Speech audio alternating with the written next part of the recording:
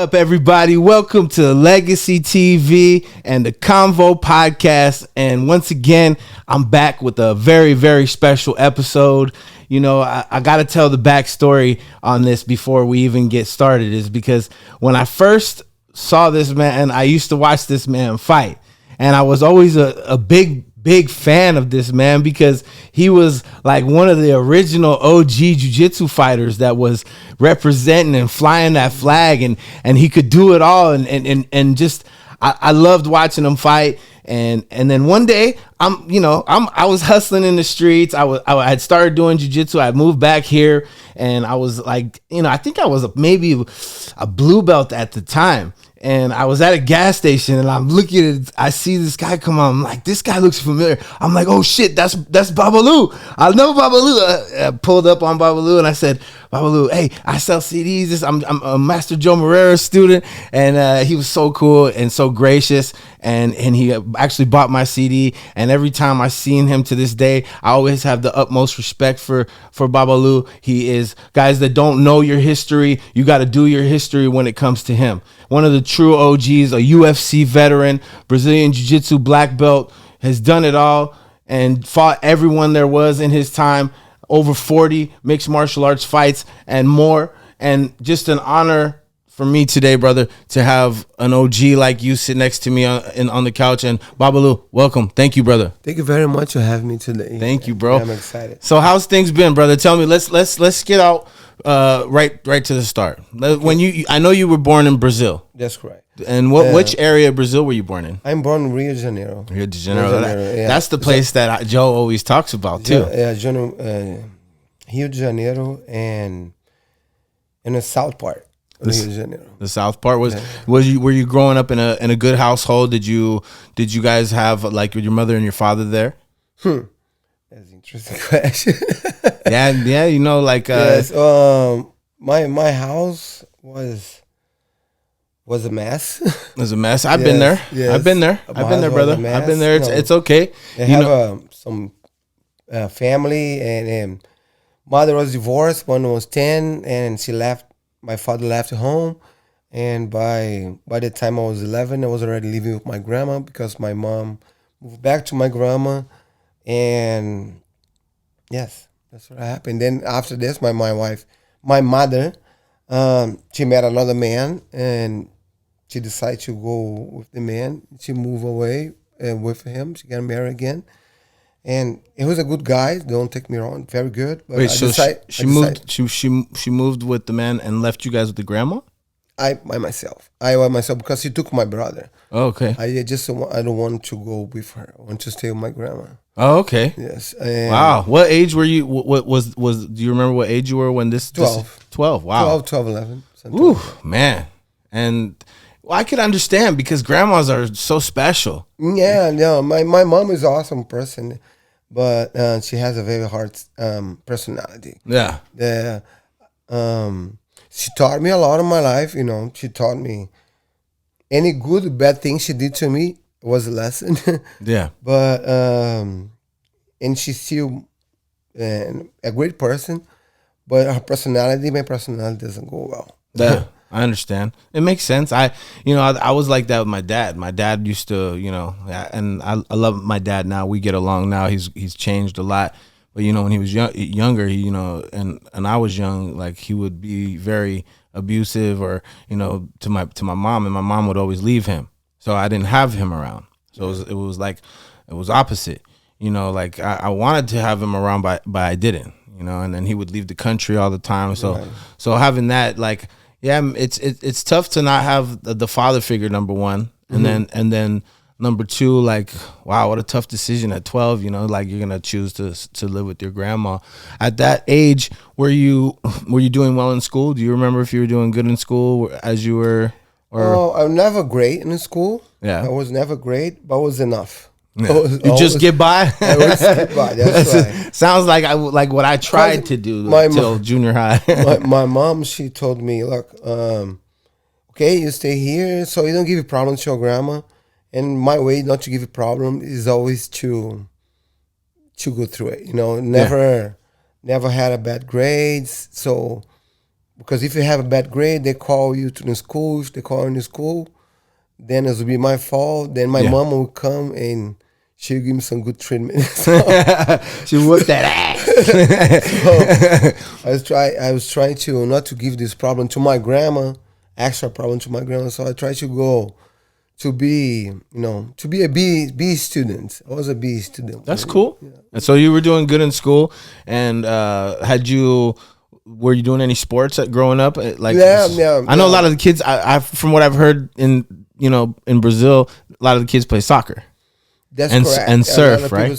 Play soccer, surf, and this is the main sport in Brazil. By the way, soccer.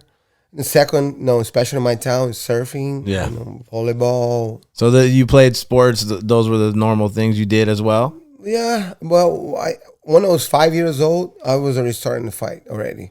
My mom at 5. Yes. You started in martial arts at 5. Like, okay, yes. So same like Joe.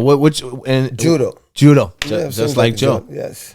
So they have guys. Can I stop you right there, guys? If you guys see a lot of the real OGs started in judo, and I was actually talking to a friend of mine who's a judo Olympian, and he was saying it's one of the best martial arts for kids to start in. That's correct, because judo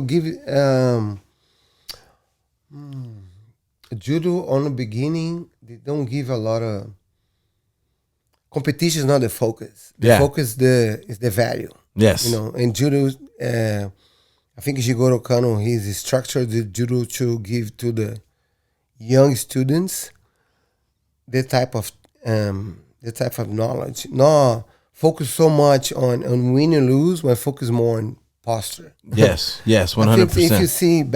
If you see now, I was thinking about it yesterday actually, how Japanese culture is so attached to discipline and posture. They're always formal, and judo is very formal. Yeah. So, and we learn how to be.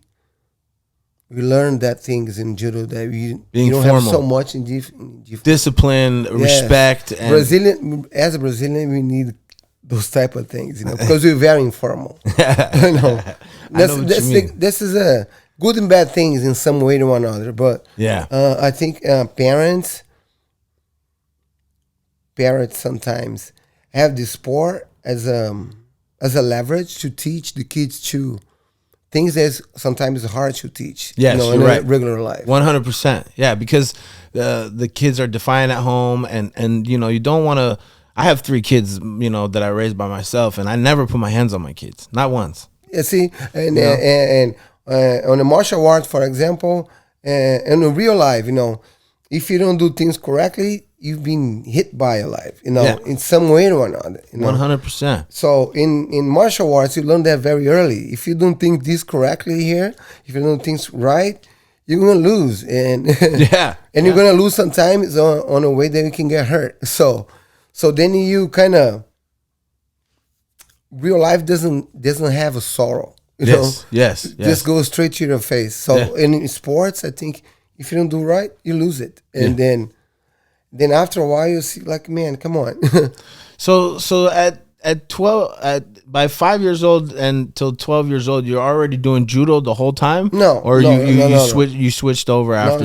No, like I said, I started 5. Yeah. So I was in school, and my mom, since I was chubby, fat, and I was a good soccer player because I didn't run fast. So we have a judo, soccer club, or capoeira. Capoeira could be capoeira, but capoeira, like I said, was heavy. Yeah. So judo was the perfect fit for me on that time. Yeah. And then I started doing judo until I went to yellow belt or orange belt, I think. That's when I went. So training judo after school program. That's when I was it. By the time, it's an interesting story. So when I was 8 years old or something, everybody thought in my head I was something else, like I'm the king of the playground. King, I've thought that too. Yeah, I was the king of the playground. So, and then this kid from different neighborhood came to my playground, and then he started playing soccer here and this. I'm like, what the hell this kid doing here? I didn't start, and then look at him, what the hell are you doing here? And he, no, I'm gonna play. No, you're not gonna play.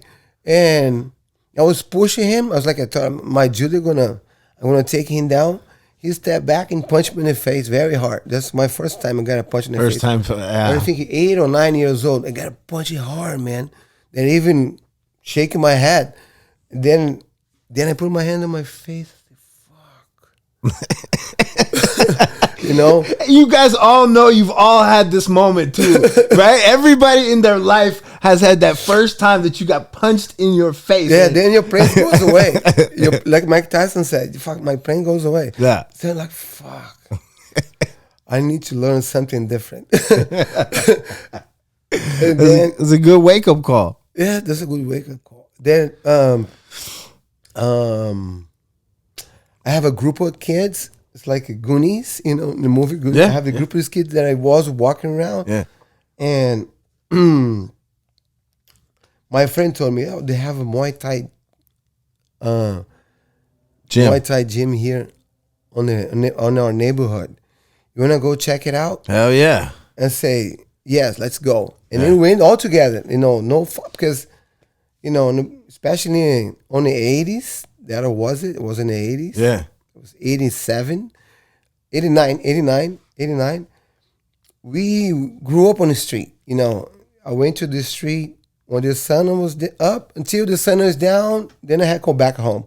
My mom doesn't know where I was. I couldn't be any place in town. just be home at this time. Just be home when the sunset. Yeah. Then come home, eat. Let me see if you're all right. Then you can go out and come back for dinner. See that you're alive, and then you can go back to doing whatever the fuck you do. Yes, exactly. That's what I was. Then we went to this place and you check it out. Yeah, I saw they have a Kung Fu. That's the one that was interesting. And they have a Muay Thai. Then I saw Kung Fu training. Then I saw nobody hit each other. Then I saw Muay Thai training. Then I say people hit each other. I said, dude, that's the one that I want to do it. Hell yeah. I want to learn that one. And then I came back at home and say, Mom, I want to learn, because in back the days, Muay Thai in Brazil called box Thailandese. So Thai boxing. That's pretty cool. So I mean, Mom said, Mom, I want to learn Thai boxing. And she's associated boxing with boxers. Boxers punch in the head.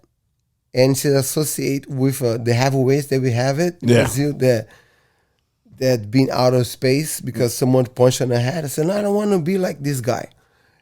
No boxing for you. You can choose different things.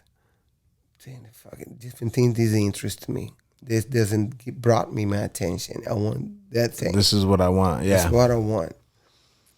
And then by the time I was 10 years old, it's 1989. I was 9 years old. 1989? No. 1989. Yes. That's 1989. That's when I went to the gym and I talked to the guy. Oh, no. 1987.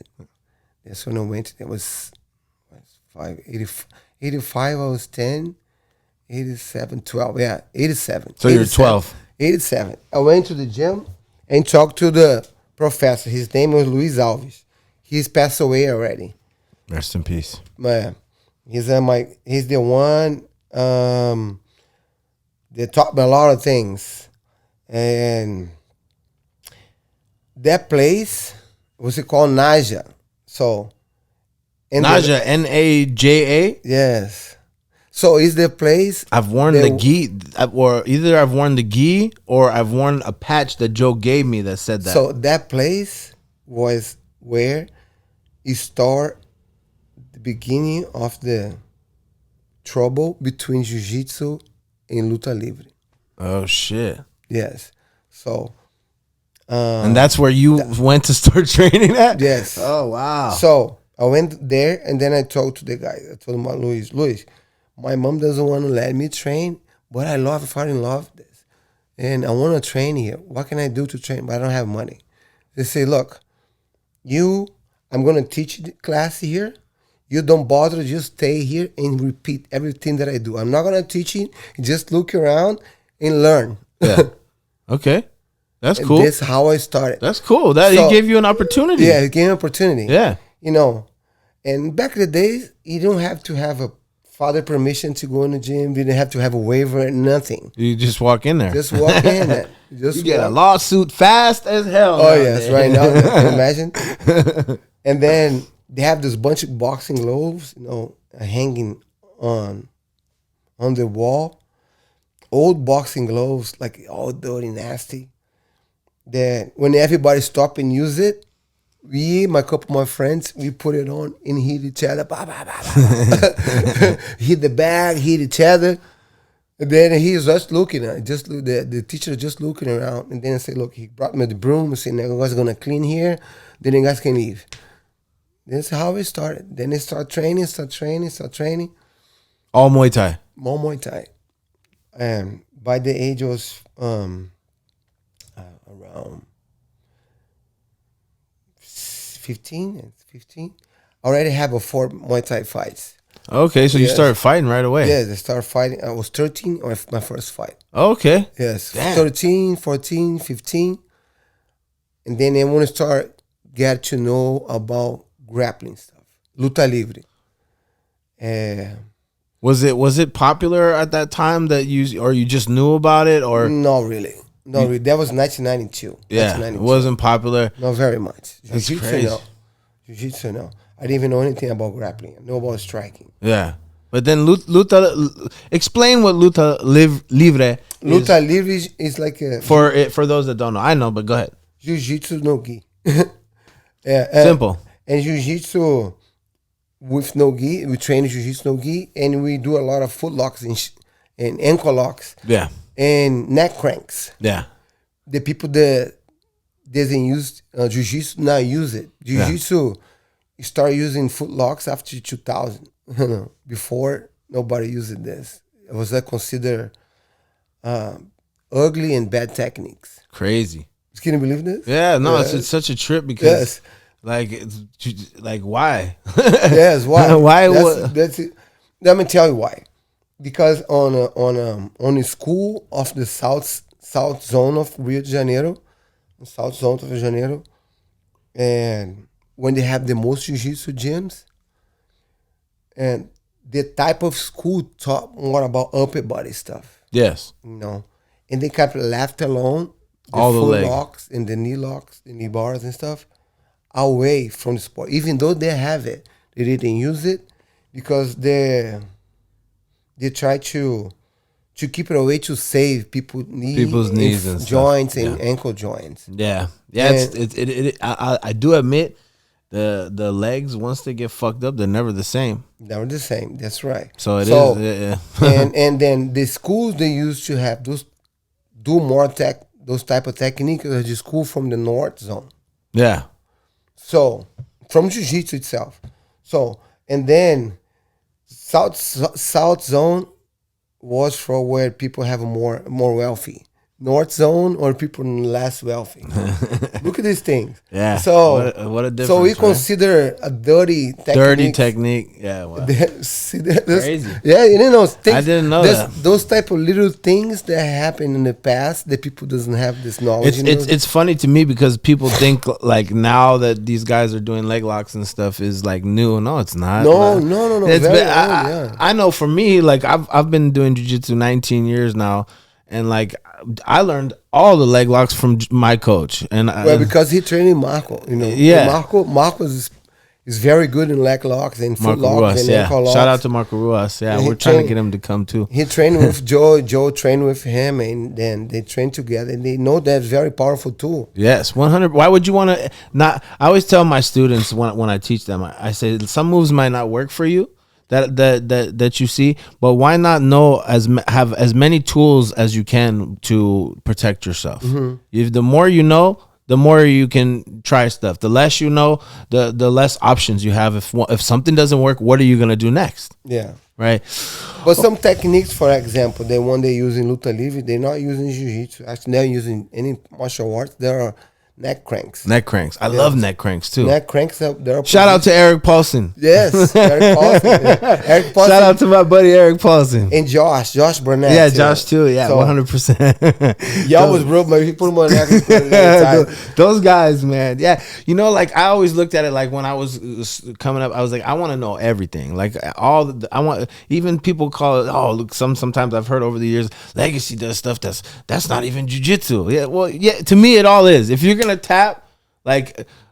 I know you can give it different names, but at the end of the day, the way I look at it to break it down for me is like you have your stand up, you have your wrestling and judo sequences, and then you have jiu-jitsu and you have the ground. So, you know, it all depends what school that you are in. Some type of schools are focus on one thing. Right. Some type on other schools are focused on other things. For example, you're saying like competition school. That's correct. Versus self-defense school. Self-defense school. Some schools are more jiu-jitsu for MMA. Yes. Some schools are jiu-jitsu more no-gi. Yes, 100%. But everything are jiu-jitsu. Yes. But everything is worth it and everything's are training. But just is very separated. Jiu-jitsu, especially in those days, jiu-jitsu for a competition, you cannot treat as a jiu-jitsu for real life situation. Right, 100%. No, you can't.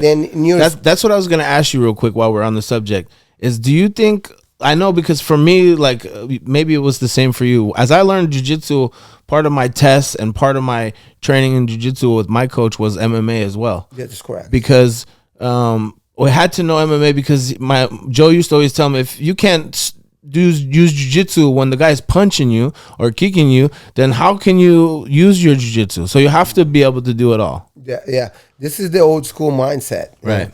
The old school mindset. But we live in a world that the consumer stock. Yes. So yes, 100%. I just think it's you direct your business for that way, for example, for a competition. And you have to direct your business for a competition. And sometimes I can tell myself, my jiu-jitsu that I learn, or for me to defend myself. Right. Same. Defend myself inside the real sport. Yeah. Inside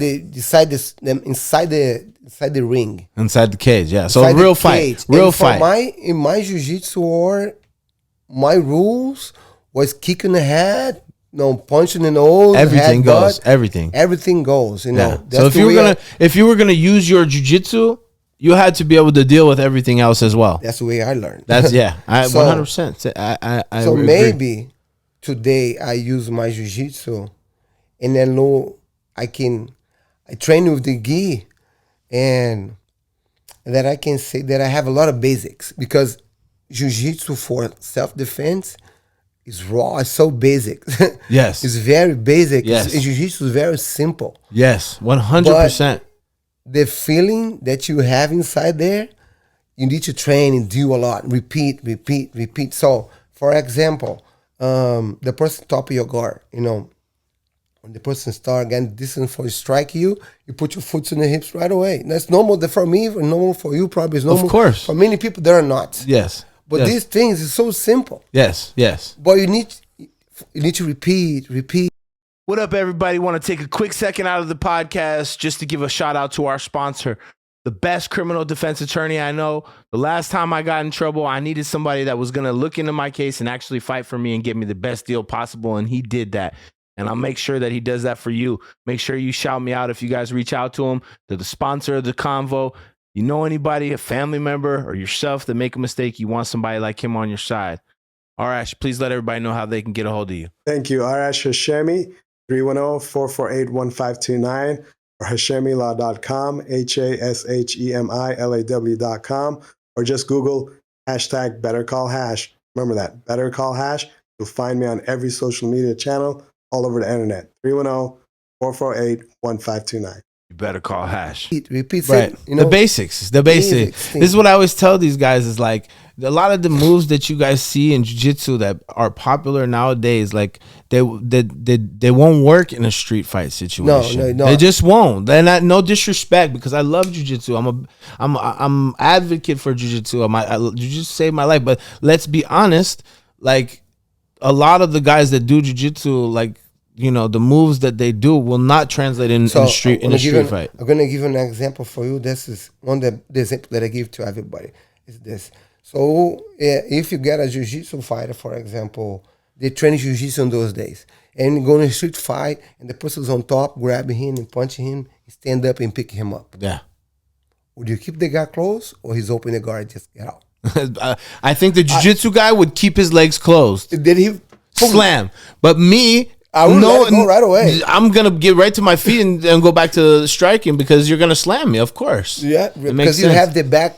It makes sense. The right mindset of jiu-jitsu. That's that make the difference between those two mindsets. You're right. That's a very, very good point. I want to put that on a short. Because like I see like a lot of people, like, you know, they get the misconception of jiu-jitsu. And I think, you know, you in the MMA that you see now, these days, you see the evolution. Like, people don't see it, the jiu-jitsu as much as they used to. It's because everybody trains jiu-jitsu now. Yeah, that's correct. Everybody trains jiu-jitsu now. Right. Yeah. That's why you don't see as much of it, is because the guys are all good. They all know what's going on down there. Everybody over there is, they have some type of level. So 100%. They have some type of level.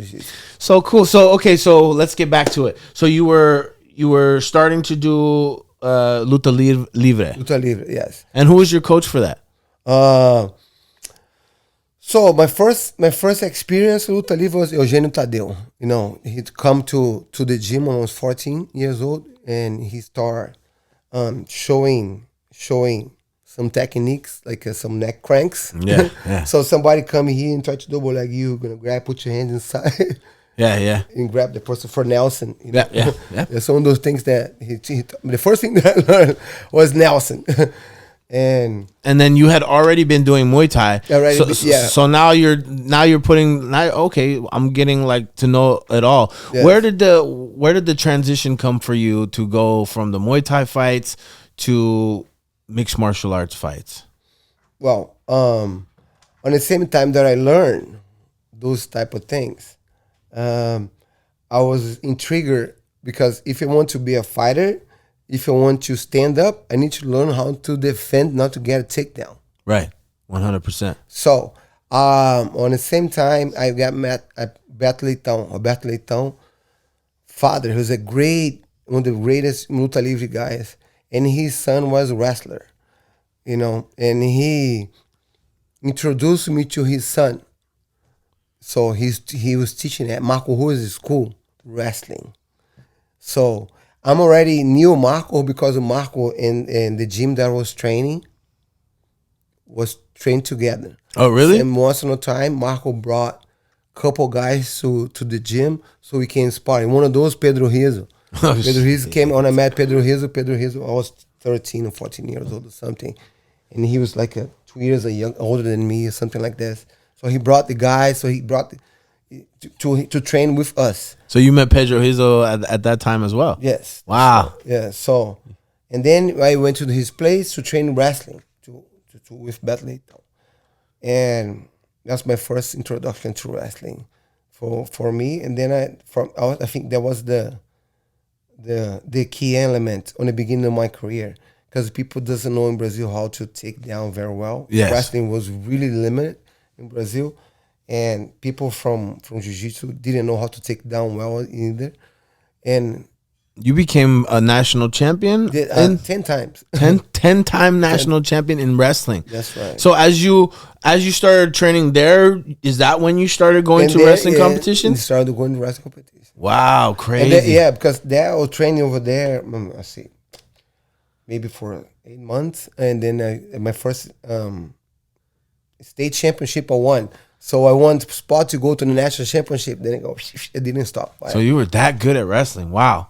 That's amazing. So you already like that's where you were excelling out of what you were doing so far. You saw the wrestling was one of the most powerful things that you had, which of course became in MMA one of the most important parts. I don't know if you remember, but at the time the jiu-jitsu was winning. Yeah. And then the wrestling started taking over. They started taking over because they kind of Because they started learning jujitsu, They started Babalu. learning jiu-jitsu. And also they started to avoid to learn. Tell me you don't love it when, you have a new student walk in and the kid's like a high school wrestler or a college wrestler. It's like, oh, this was made for you to come here after the wrestling. I do have a lot of wrestlers. No, not much, but I have a 30 years old, 40 years old wrestlers. Yeah. The guys that they already went to wrestling in high school. I went to college, did her job, make their family. They rush, they each to do something similar. But wrestling is too rough on the body. Too rough, for sure. Wrestling is too rough on the body.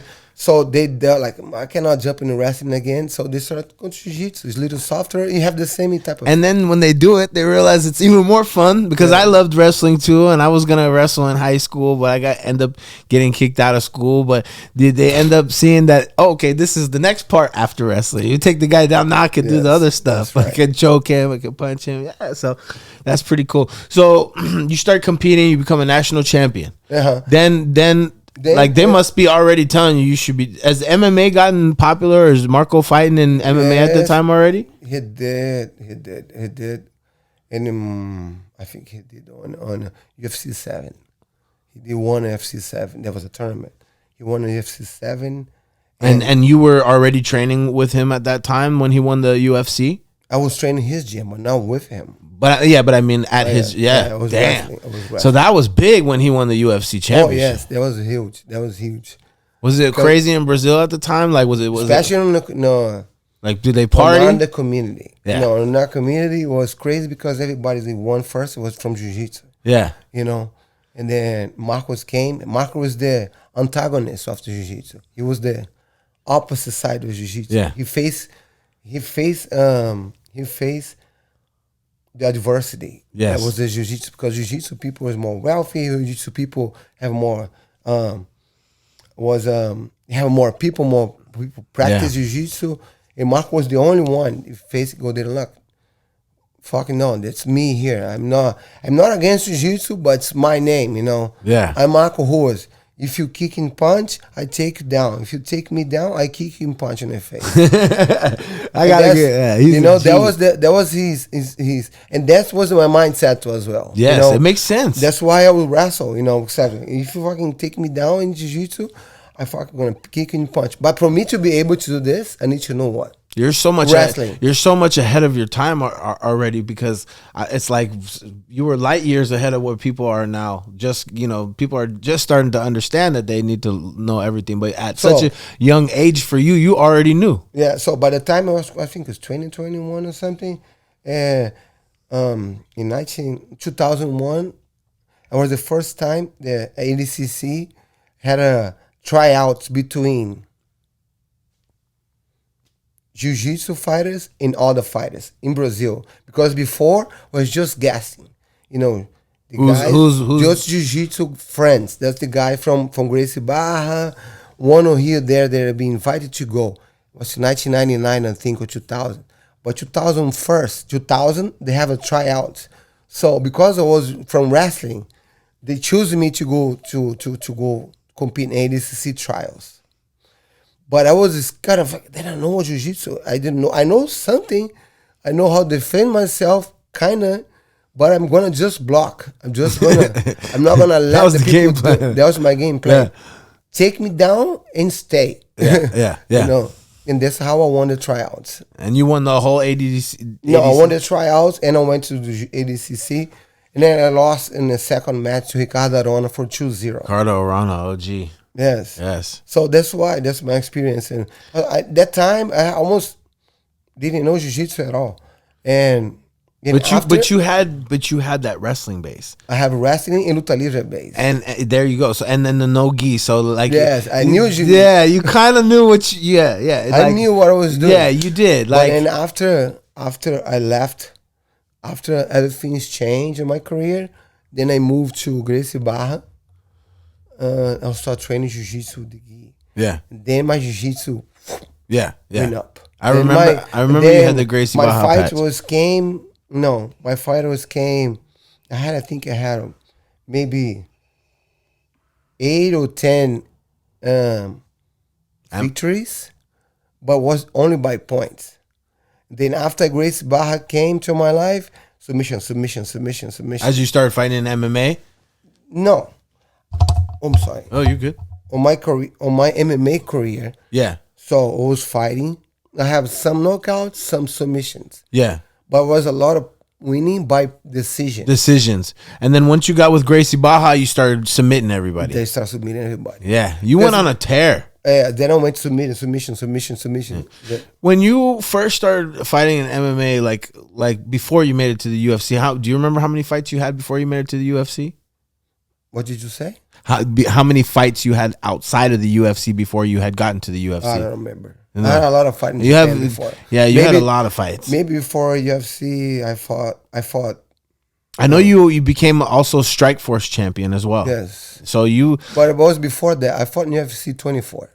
Okay, yeah. Against Morris Smith. Yes, I remember. I was young when you were fighting, but yeah, I mean, I think I probably had 8 or 9 fights before I fought in UFC in Japan. What was the reason why I asked that is like, do you remember like because I always tell this about you guys is you guys weren't getting paid much money at that time. Days. No, like in those days. I didn't even. Nobody went to fight in Korea for money. For money, yeah. Well, now they do. Yeah, now it looks cool to be on Instagram and say you're a fighter, but you guys didn't do it for that. It was did for honor. You guys did it for that real shit, is what I say. Yes. And to prove who's the best. To prove who was the best it was awesome. And you had like a crazy career, bro. You had a lot of fights. You fought the who's who. Out of your career, like as you won the Strikeforce championship, like did you ever have an end goal like with your fighting career? No. You just were doing it as it was going. No, because how can you imagine something that something doesn't have it? Yeah. Were you thinking? You weren't thinking ahead. Like, what am I gonna? Like you said, like I said before. Yeah. You think about something. I thinking about Olympic Games, being Olympic champion because they have Olympic champions in the past. Yeah. And big story. Yes. UFC is something that happened. They might not happen. Yes. Yeah. So true. I cannot see my future in something that does not exist. UFC. After Marco Ruas fought in the UFC 7, they dragged themselves a lot of time, long years. Yeah. They have a lot of fights that people have to fight 3 times to make $30,000, $20,000, and there was just there wasn't something that we see as a future. Yeah, it was just something in the moment. In the moment, yeah, it started getting. Popular. I never thought like I'm gonna be a champion, UFC champion someday. No, I didn't visualize that. Marco had that more. Marco has more visualizing this. I didn't have as much. You were just having fun. You were enjoying it. Yes. Did you have a set so when you started training at Gracie Barra, for example, were your system of training yourself, getting yourself prepared for a mixed martial arts fight? What would you do at that time? Were you training also besides jiu-jitsu? Were you also training with anybody else, stand up or lots of wrestling? Lots of wrestling. A lot of wrestling. So you had kind of gotten away from the striking when you were over at Gracie Barra? I can say so. Yeah, that's okay. I can say so. and that because you cannot be 100% in everything. No, you can't. And I choose to be 100% in the ground. I knew the time that I was stepping on the ring, my goal is to submit the person. And I have a time in my life that I say this fight not gonna take long. I'm gonna finish the fight. It doesn't matter. Take the guy down. I'm gonna take the guy. I'm gonna finish. Yeah. Because I hear one thing from Renzo Gracie one time. He said,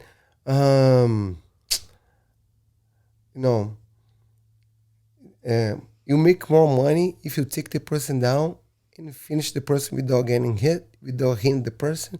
Just being a gentleman. and you save them their life a little bit and your health a little bit, Kind of like this. It's very true.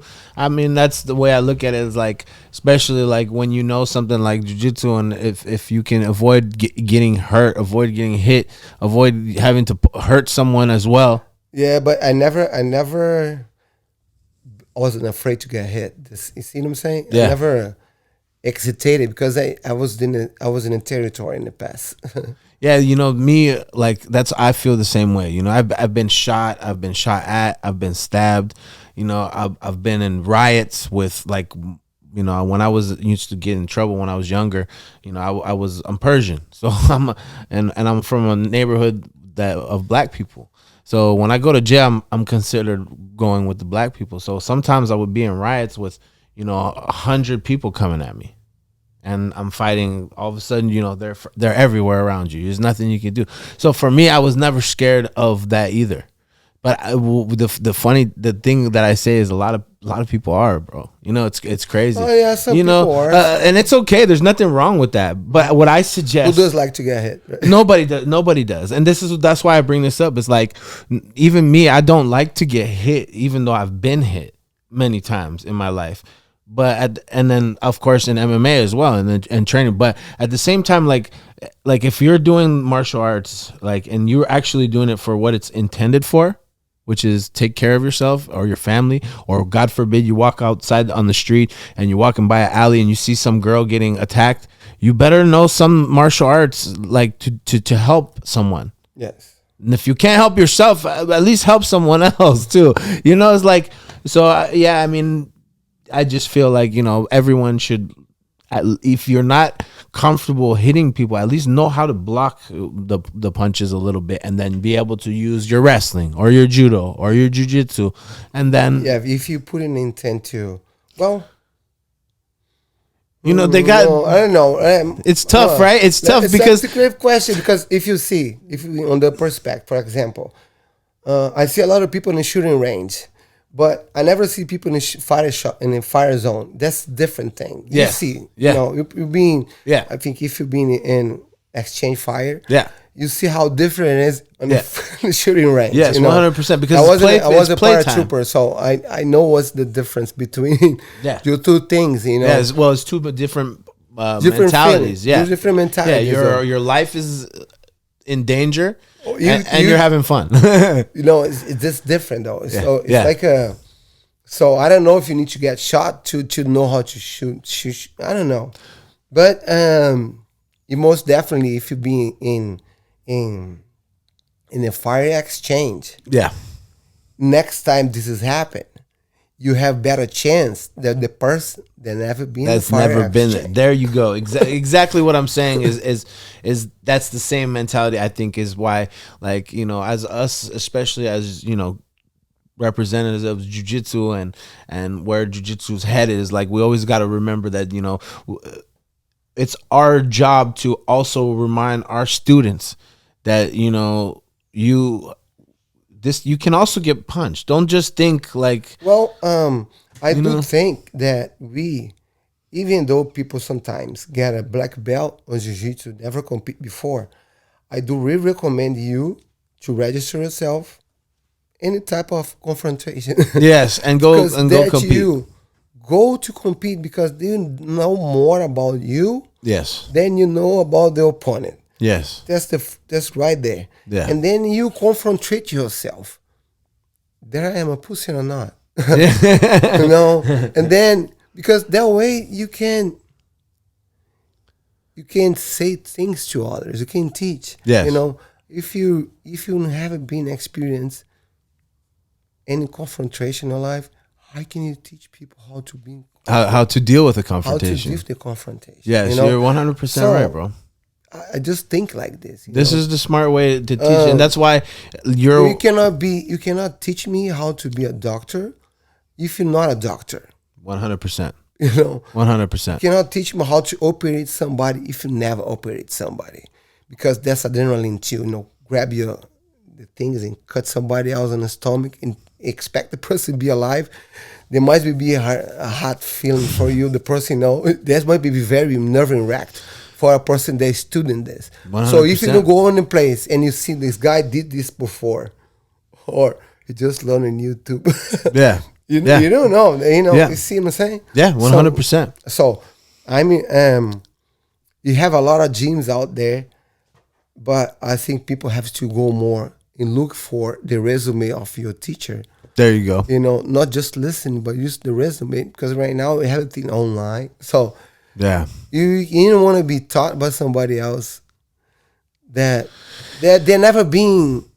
You don't have to be a professional fighter, but you don't have to be a gold champion in jiu-jitsu, or I don't think that you have to be none of those.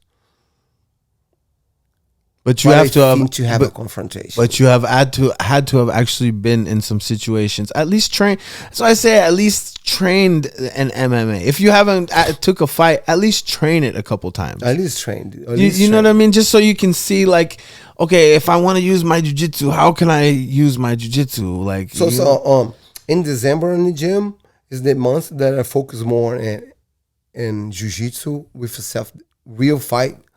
So you put big gloves in the gym, the person's in the bottom, and you have no idea. So they say, look, you're on the top, you're gonna smash the person's here on the bottom. You can punch him as hard as you can. You're gonna defend yourself. And the person when they listen to this, they get freak out. But when they go training, the other person on top cannot punch them. Yeah. And they start realizing that things work. Yes. It's so funny that you said that, because this is how I was brought up. this is how I was taught jiu-jitsu. This is how every belt test I did with my coach as well, with Joe. That's what everybody has to do. In my time coming up, he would mount. 2 guys go on the mount with boxing gloves. Then after the mount, side control. Then the back. Mm-hmm. Yeah, you had to, everywhere you can get punched. Right. And then the last one, after all the positions on the ground, start from the feet. He's gonna go try to knock him out. You got to take him down and submit him and use your jiu-jitsu. And dude, and the person that on the beginning of the white belt, they didn't believe in themselves they could do this. And then as you get a black belt, like, man, it's so much easier. You give it to you a superpower, super things in your head. They get that fear, but then after you overcome it and you've been through it, you're like, That's why sometimes people used to say that I never understand that jiu-jitsu give a superhero power. Yeah, it does. You don't know fly, but you feel that you capable to defend yourself 100%, and it gives you that confidence. Yes. And not only that, but it also, the way I try to explain to people is it's not an arrogance. Yes, it's a confidence, but also humble confidence. That's correct. This is where, like, the way, like, how you carry yourself, how, like, Eric Paulson, like the people that we've talked about, like Marco Ruas, the guys that you see that, represent the sport, that started the sport, that made this sport what it is today. That's the way these guys carry themselves. Mm-hmm. And that's the beauty of it all. And so, Babalu, so tell me, like, out of all your fights, like, if you look back on your career, because the MMA is done, right? Mm-hmm. Like, what was if you could, one fight out of your MMA career that you could say that was my favorite. If I could remember one memory that was my favorite fight, which one would that be? I have a couple of scenes that I had a lot of fun. The one that meant the most to you was the tournament in Denver that I fought 3 times in one night, and was Trevor Praglin and Mauricio Shogun Ruas and Jeremy Horn on the same night. That night, I think I transcended. Savages. I was 15. I was total, if you see, there was 15 minutes first fight, 12 minutes second fight, 15 minutes last fight, in one night. So I think that moment I have to be a superhero. You were a superhero. I was a superhero. Those guys are all legends too. And you see, crazy, sometimes man. the fight today goes in 5 rounds. People got to beat up and hurt. They will not go to the next round. No, the next fight. We did three different human beings. Yeah, it's crazy, bro. Yeah. What a special memory, bro. And then, like, out of those guys, Jeremy Horn, a lot of people don't know Jeremy Horn. That guy has like 1,000 fights, man. He's crazy. He got me in triangle twice. He's so good too, right? That I saw stars. Shout out to Jeremy Horn. Yeah, man. Legends, man. And then Shogun ended up becoming champion of the UFC as well. Crazy, and he was so fun to watch too. Yeah. What a great history. Yeah, man, that's a great memory, bro, as you think back on that career. And then you when you made the transition, you started training at King's out here as well in Orange County at some point. Did you? Well, Or I know you trained with Fabricio Verdum for I trained with Fabricio, but I didn't train at Kings. I trained I'm training. I was a King team, so of course with Rafael, but I was on my own. At your gym. On my gym. How was the training? Like the training? But did you? Because we Brazilians, you know, and you train, and Rafael came to US, I think 2 years or 1 year after me. Yeah. And you already had your gym. Yeah, I had my gym already. Yeah. You know, and he came to the gym and he's like, Babalu, and he started training me, and I like the way he trains and the way he's coaches, coaching. yeah. And he invited me, let's go to my gym, let's go train here. I have Fabrício coming from Brazil to train. He's a big guy, and I was looking for a bigger guy to train as well. You know, have the same mindset. Before that, I was training here too, because I was training with Eric. I was training Eric Paulson and Josh Barnett too, and all those guys in CSW. Yeah. So you just train, bro. You just like to train with savages. Yeah, let's just keep it real. Yeah, fuck, man. For those of you that don't know, this guy trained with like two of the best heavyweights ever. Right, Josh Barnett, Verdum, like. So the names that I think I can brought up as a heavyweight here that I train. Man, I trained with so many guys. Just those two are huge. But that was just after. This is after. No, I cannot. You cannot talk about Josh Barnett and Fabricio. If I hadn't talked, the prior had Marco Ruas and Pedro Rizzo. Oh yeah, you know, That's just the one they stamped in. I mean, you weren't worried after sparring with those guys. You probably have never. You spar with those. If you could spar with those two guys, you could spar with any human being on the planet for the rest of your life. You're not worried about nothing, right? So that's pretty much the mindset. Makes sense, how I grew up. You know, it makes sense. It makes sense. Marco Ruas, Pedro Rizzo, then after Cacareco, I sparring with Hugo Duarte, and then goes on and on. It keeps going. That was my beginning of my career. Then come Josh Barnett, Vladimir Matsuchenko, Fabrício Verdun, and Moloal, Mark Munoz. It goes. Mark Munoz, shout out to Mark Munoz. Like all those guys that train here and they helped me out here in my career. It's amazing, brother. You've had a great career, and now like after the MMA career is done, like I still see you like you're. What I feel like is what I talk to about my black belt sometimes is like I told them like when I die I want to be buried in a gi. You know, and like I feel like you're one of those people. You know, I feel like my coach is one of those people. Marco Ruas, all you guys are. Eric Paulson, like dude, we're all like kind of that same cloth that we'll do this for the rest of our lives. And now that you've stopped the fighting career, it doesn't stop who you are inside because it's not on you, is what I say. It's in you, and it's your lifestyle. And now you've made the transition, and I know you have your own gym. I have my own gym. Do you help other MMA fighters as well? Have you? No, I don't. No, that's not something you've ever been interested in. No. I have I helped Fabricio to his fight, and he became UFC champion. He became UFC champion. And that's why I asked, because I assume that not only are you such a great training partner, but you're probably an amazing coach. Not probably, but you are an amazing coach. And like, I just wonder, like, you have so much to offer. Are you open to that one day, or is the future is going to be jiu-jitsu? No. And my passion itself, after Fabricio fight, after he's done, after he's UFC champion, we run a couple times to train,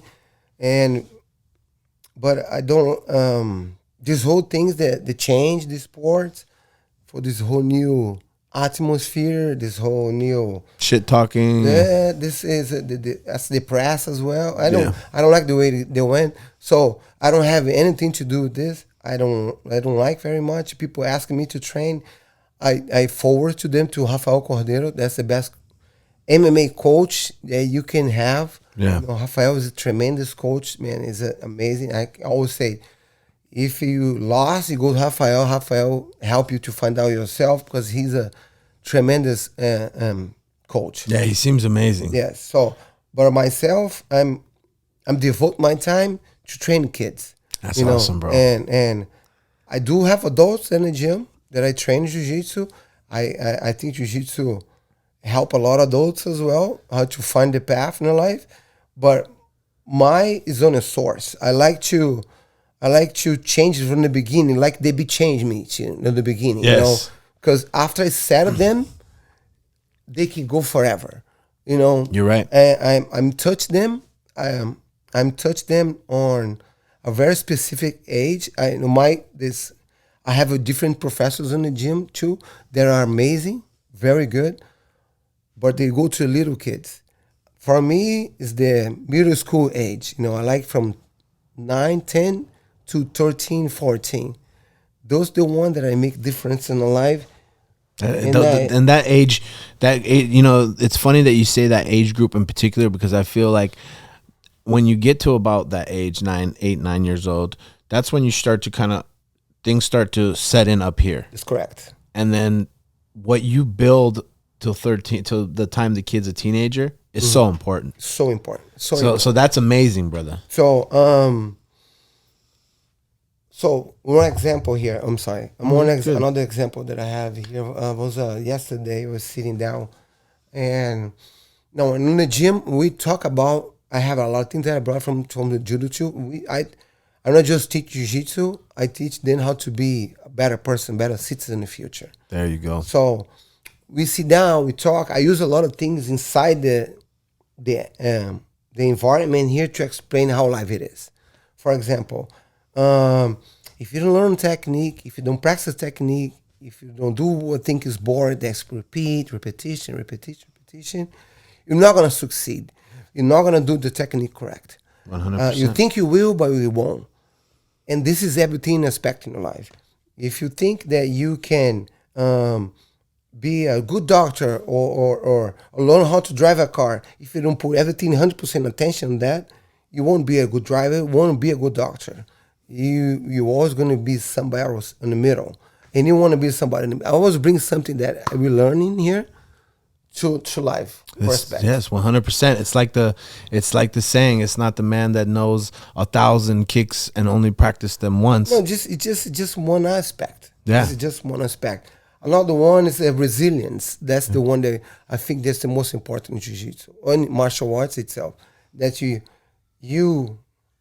when the parents bring the kids to me, especially for the kids like to compete, they say, look, first, you're going to learn how to lose.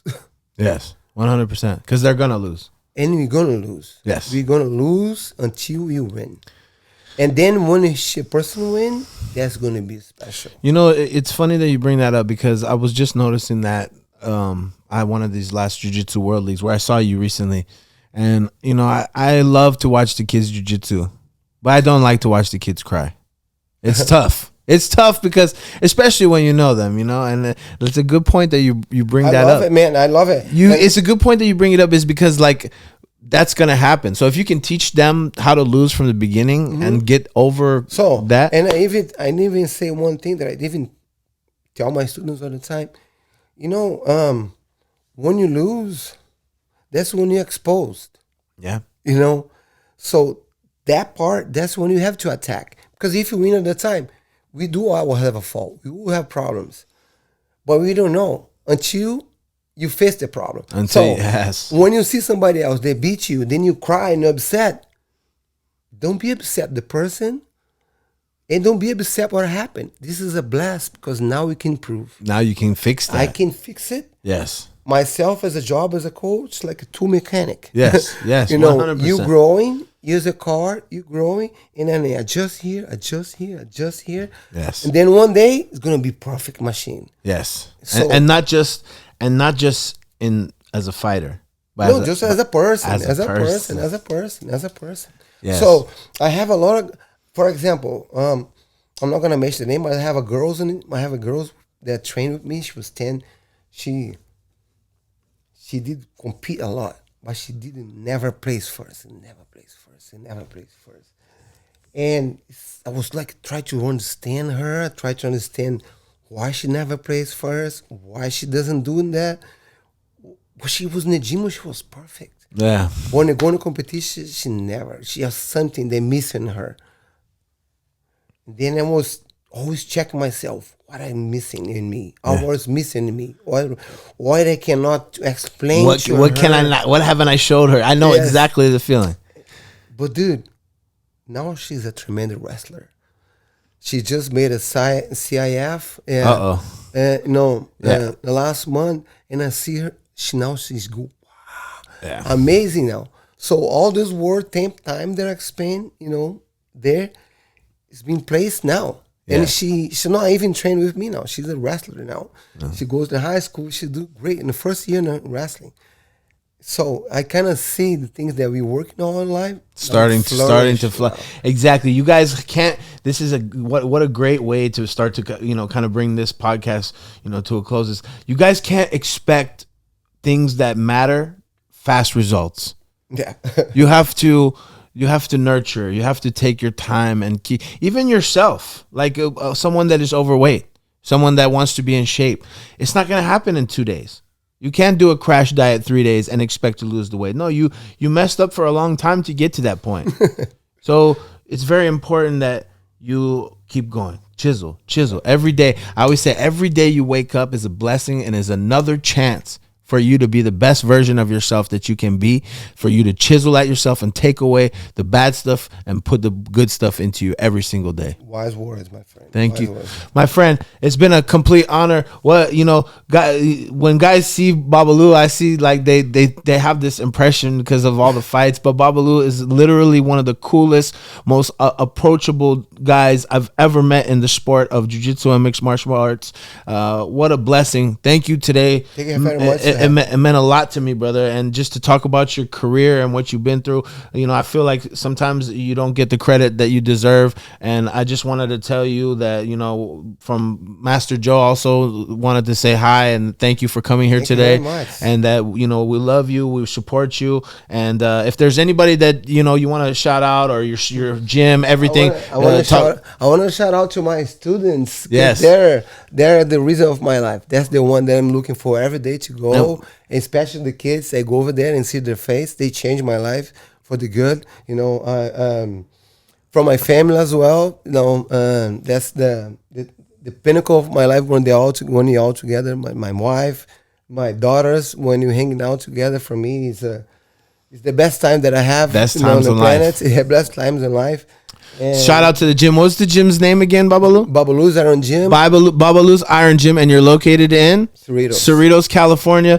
Guys, if you guys want to learn jiu-jitsu, guys, who better than Babalu? Even me as a jiu-jitsu instructor, you guys see, like, I have the respect. I don't tell everybody, oh, come to me. No, you guys, we have such amazing human beings around here, and this is one of them. A legend of the sport, a legend of jiu-jitsu, a legend of mixed martial arts. Thank you so much for being here today. Thank you. Guys, make sure you guys like, subscribe, share, tell your mama and your daddy. Peace. Thank you, guys.